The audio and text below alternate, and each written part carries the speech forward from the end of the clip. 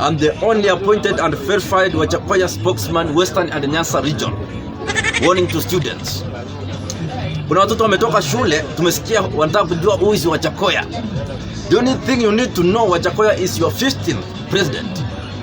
Anything from there, fikisha miaka 18. Are you getting me? Point number 2. Rudi shule usome, school fees Wajackoyah analipa yote. Point number 3, I hope you are getting me. Ukitaka kujua mahali anatoa pesa, fikisha miaka 18.